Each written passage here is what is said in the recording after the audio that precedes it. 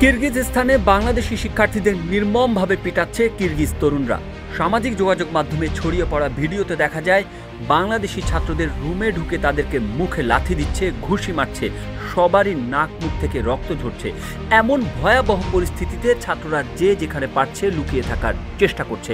নিরাপত্তার জন্য তারা বাংলাদেশ সরকারের হস্তক্ষেপ কামনা করেছেন। প্রবাসী বাংলাদেশিরা জানান, কিরগিজস্তানের প্রবাসীদের জন্য শুক্রবার রাত ছিল আতঙ্ক আর উদ্বেগের।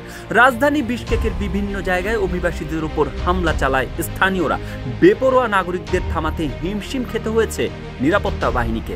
এখন ওয়ালটন ফ্রিজ কিনে অনেকের মতো আপনিও হয়ে যেতে পারেন মিলেনিয়ার। সেরা পণ্যের সেরা অফার, ওয়ালটন মিলেনিয়ার।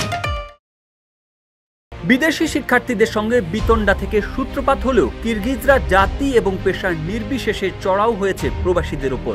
রাস্তাঘাটে মারধরের পাশাপাশি প্রবাসী শ্রমিক এবং ছাত্রদের মেস ও বাসাবাড়িতে ঢুকেও চালানো হয় হামলা।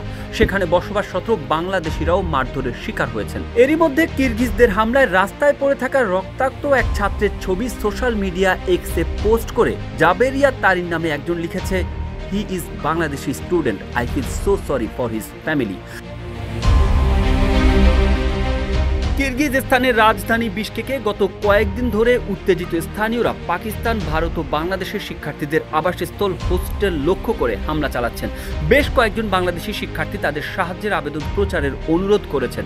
শনিবার দিনের বেলা পরিস্থিতি কিছুটা শান্ত হলেও আতঙ্ক কাটেনি। হামলার ভয়ে বাড়ির বাইরে যেতে পারছে না প্রবাসীরা। প্রবাসী এক বাংলাদেশি সরকারের কাছে সহযোগিতা চেয়ে বলেছেন, বাংলাদেশ সরকারের কাছে আমার আকুল আবেদন, এখানে আমাদের রক্ষায় যেন দ্রুত পদক্ষেপ নেওয়া হয়, কারণ কিরগিজস্তানে বাংলাদেশি কোনো এমবেসি না থাকায় আমরা কোনো সাহায্য পাচ্ছি না।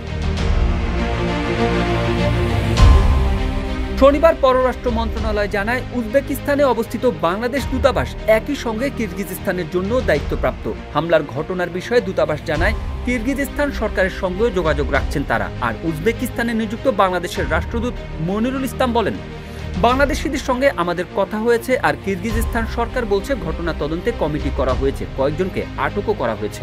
এছাড়াও দূতাবাসের মিনিস্টার নাজমুল আলম বলেন, আমরা পুলিশের সঙ্গে কথা বলেছি, যে কোনো জরুরি অবস্থায় 102 নম্বরে পুলিশের সঙ্গে যোগাযোগ করতে বলা হয়েছে।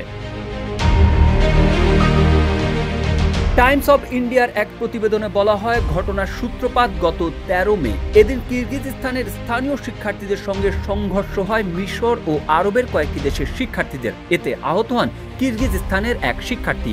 এর জের ধরে গত 16 মে রাত থেকে বিদেশি শিক্ষার্থীদের উপর হামলা শুরু করে স্থানীয়রা। বিশেষ করে বাংলাদেশ, ভারত ও পাকিস্তানের শিক্ষার্থীদের উপর হামলা চালানো হয়।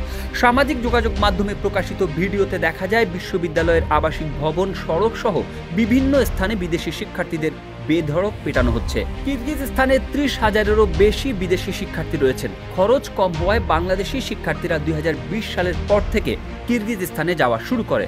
বর্তমানে সেখানকার 7টি মেডিকেলে 1200-র মতো বাংলাদেশি শিক্ষার্থী আছে। এদিকে সোশ্যাল মিডিয়ার কিছু পোস্টে দাবি করা হয়েছে, হামলায় 3 পাকিস্তানি ছাত্র নিহত হয়েছেন। তবে পাকিস্তান সরকার বলছে তারা এখনও কোনো মৃত্যুর খবর পায়নি। এমন পরিস্থিতিতে নাগরিকদের সতর্ক থাকতে বিবৃতি দিয়েছে ভারত ও পাকিস্তান সরকার। চালু করেছে হেল্পলাইন।